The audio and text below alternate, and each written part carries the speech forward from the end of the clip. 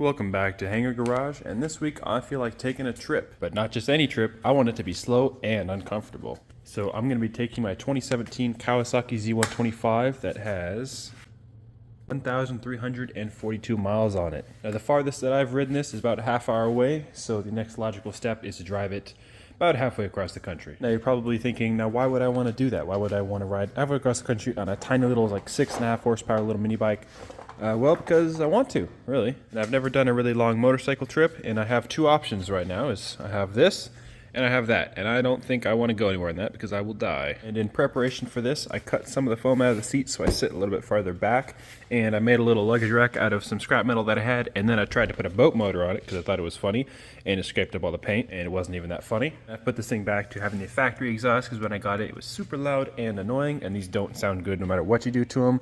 Got a fancy little phone mount and a pro taper handlebar, and I got a bag that's gonna go somewhere over there, and it's got new tires and a fresh oil change and filter and all that good stuff. But I've got some new parts coming in the mail, so I'll put those on tomorrow.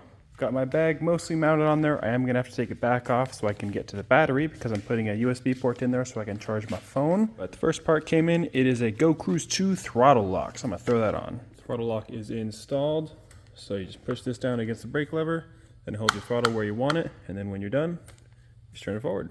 I'm testing out my sleeping accommodations. I have not used this tent in quite a long time because it is about 2 inches shorter than I am, but I think it's probably the only thing I have that's going to fit on my little motorcycle. Picked up an inflatable sleeping pad because mine was not inflatable, so it would take up all of my storage space, and a life straw so I can drink water that isn't otherwise drinkable, I suppose. A few more things came in from Amazon. First up, we have a tiny little windshield that in theory should fit something like that, which probably won't do much, but better than nothing in my mind. Next, brackets for said windshield. This is a USB port. You plug that into the battery terminals, and then you have a USB port to charge things. And a tire plug kit, and a compact pillow that's probably going to be really uncomfortable. And a lock, so I can lock this to things that won't move. And a water bottle looking thing that holds gasoline. Windshield installed. I made my own hardware, but it's pretty secure, and I've got a USB port behind it. I've got all my camping gear secured in this bag, which is secured to my luggage racks, and I'm going to take it for a test drive to see how all the weight handles. And I've got my DOT approved safety helmet on. Test ride is complete. It felt just fine with all the weight, still cornered just fine. It almost seems like the wind noise got a little bit more, which I'm very surprised at because I put absolutely no research or aerodynamic thought into how that went on there. So I might try changing the angle of it a little bit, or maybe take it off, see how it rides. I don't even need a windshield because I've been riding it for years without one, but I think it looks adventurous. Got the windshield moved back. I checked the chain tension. I greased the chain. I've got my little lock secured here. I've got my phone mount moved to this side. I've got this little thing that straps to my phone, so if it falls, it just drags along the ground and breaks even worse than if it just fell. Future Sam here, and that's all the gear that I had loaded onto this little thing. So with me and all my gear and camping equipment, I was still 33 pounds under the weight limit of this bike. Just like that, I'm ready to rip. It is bright and early the next morning, and by bright and early, I mean 10:50 a.m. My goal for today is to at least make it out of the neighborhood before I turn around because I forgot something. Bag is fully packed. I've got a spot thingy so my family can see if I die somewhere. I've got a bag full of many things, and pants and a jacket and a helmet. A real helmet, not a bucket.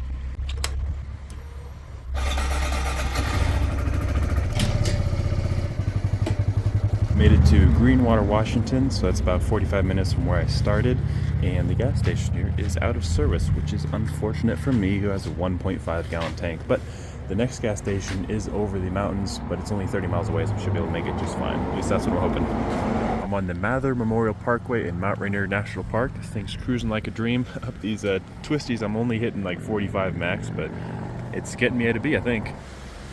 Quite the view. Over the mountains, first fill up, 74.5 mpg, not too bad. Get to Yakima, Washington. It's 82 degrees here, and I am enjoying some Taco Bell.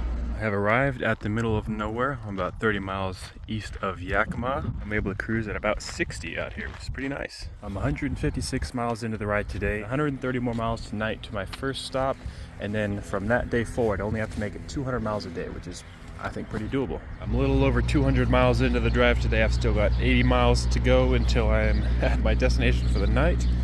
But the thing's just cruising along. I don't know if you can see the duct tape on here. There was a whistle from somewhere around here, so I just kept putting duct tape on it until it stopped. You know, the windshield kind of deflects air up until right about here, so it doesn't do anything at all. But it looks adventurous.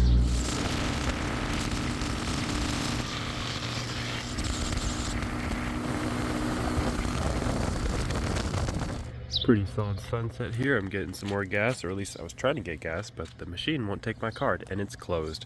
But I think I should have enough to get to the next town. And this town is Washtenaw. And the next one is La Crosse. Full tank of gas courtesy of the town of La Crosse and Coleman Oil. I'm very glad they had gas because I might have been in a pickle if they didn't. This tank I was getting 67 mpg, which is still pretty good compared to what I usually drive. So I've now got 35 miles left until I can call it quits for today. Tonight's stop is just a few miles up this scary looking gravel road. I've been riding motorcycles for probably about 9 years now and I've yet to dump a bike over, and I'm hoping that I don't eat those words tonight. That's gonna do it for tonight's trip. Just over 300 miles. I'm gonna rest up and get back at it tomorrow. Day 2 of the trip, and I didn't bin it down the gravel road, so that's a good start. My main goal for today is to sit on that less than I did yesterday, because that kind of sucks. So I think I have a spot picked out. It's somewhere near the Idaho-Montana border, so it's about 215 miles away from where I am right now. And 250 miles will put me just over the 200 miles I need to average each day to get to my destination, which, I don't know if I mentioned earlier, it's somewhere in the Denver area, and I have 6 more days to get there. Let's get to it. We're stopping the day to check some maps, but also to enjoy some scenery. It's pretty nice out here. I've stopped in Colfax, Washington for a balanced and nutritional breakfast of a cheese stick and an energy drink. It doesn't get any better than that.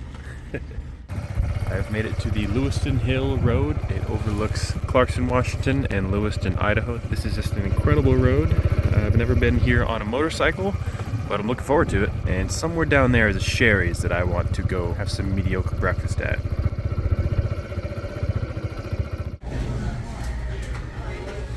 One last fuel stop in Lewiston, hit about 80 mpg on this tank, and now I'm heading east. I'm at a historical site / rest stop. Felt like I'd been riding for an eternity, but I checked them out and it was only 24 miles from where I last stopped. This is gonna be a long trip. Status report, I'm just getting into the mountains now, and I've got a strong headwind, which is limiting me to about 45 miles an hour, which is not great. I've got 88 miles until the next fuel station, so with a super strong headwind, I'm hoping that I make it. And the sky is looking less and less hospitable by the minute. It did rain, and I kept riding through it, and then it stopped raining, so okay, I'll keep going. So I put some better gloves on and kept on riding, and now it's thundering. So I figured I'm gonna put my tent up in this nice little spot by a river and wait it out and admit defeat. Camp is set up. All my stuff is under my supposedly weatherproof little wrapping here. And I checked the map and I made it 173 miles today. So not too bad, but a little under my target for each day. So I'll have to pick up the pace in the next coming days. Hopefully I don't run into any more inclement weather like today.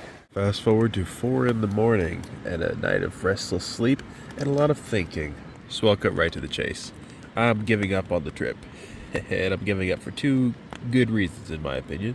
First off, allergies. My body is stupid. Yesterday it got to the point where about every 10 minutes I'd have to stop because my eyes were watering up, and I think that's getting a bit dangerous when I can't really see what's going on in front of me. And second reason, the weather. I've done some more looking into the forecast, and it's going to be thunderstorms like every single day from here to Denver. And bonus reason, my rainfly doesn't keep out as much water as I had hoped. With all that being said, I think the rain is starting to peter out, so I'm going to start packing up and head back west, which I'm very excited about.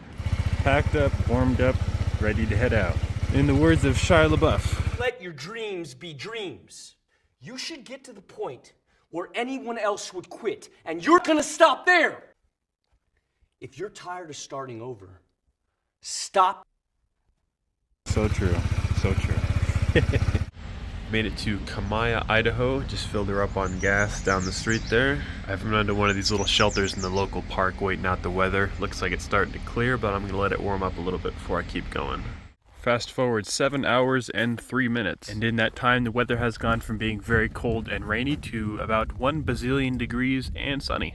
And I've pulled off alongside of this road under the whatever kind of tree this is to cool down. I'm somewhere in southeastern Washington. And I guess fortunately this ride has not been very eventful, with one exception. I stopped off at Pullman, Washington at the Dairy Queen, and the lady was handing me my Blizzard, and she flipped it over and it went and fell on the counter. But other than that, uneventful is good. And I do think I'm going to end the day here pretty soon in southeastern Washington, and I will pick back up again tomorrow. It is the next morning, and train. It's 2.5 hours later, and I'm coming up on Othello, and there is a severe headwind, which is limiting me to about 47, 48 miles an hour, which is pretty pathetic, to be honest. It's about 40 miles later, and I have made it to the Hanford Reach National Monument. And I would give you some more information, but as you can see, I don't have any. But the sign is very useful as the one place of shade in the entire area.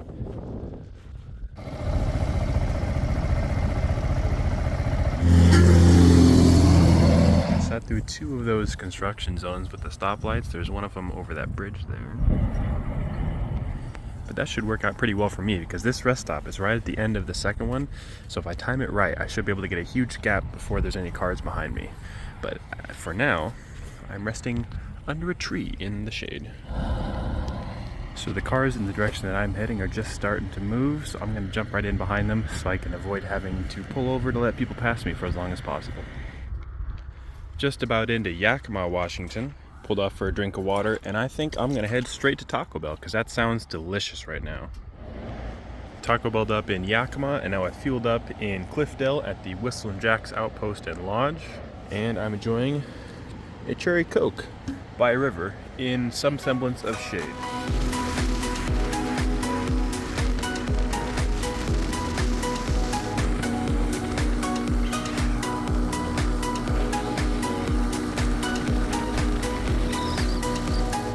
Back at the top of Chinook Pass, and surprisingly there's nobody else here, with one exception I just noticed. Not a terrible view.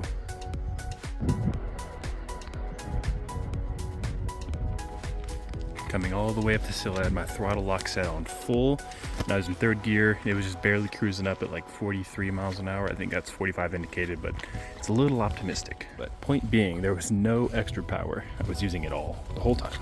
But just the home stretch now. Okay, I lied. One more view. Doesn't get too much better than that. And now I'm leaving.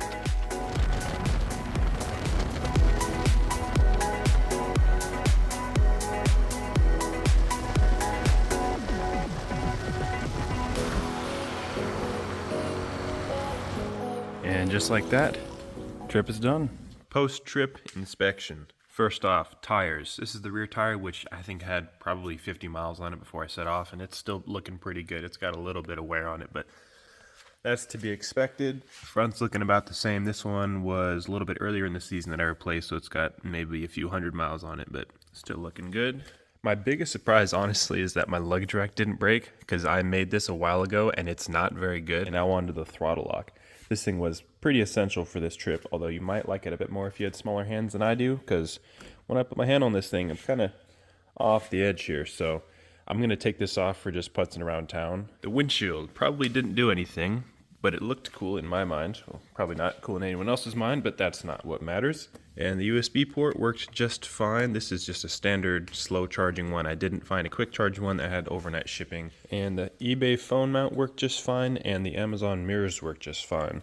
These cruising along at 9,000 RPM, they got a little buzzy, but pretty good for, I think they're probably like 25 bucks, something like that. Overall, this was a fantastic trip. I had a lot of fun. Although I didn't make it to Denver, I still will, and you'll see that coming up in a second. But if I were to do another long trip on motorcycle, I really don't think it's going to be with a small bike. I did it once. It was great. I don't want to do it again. Something in the middle like this is kind of what you want.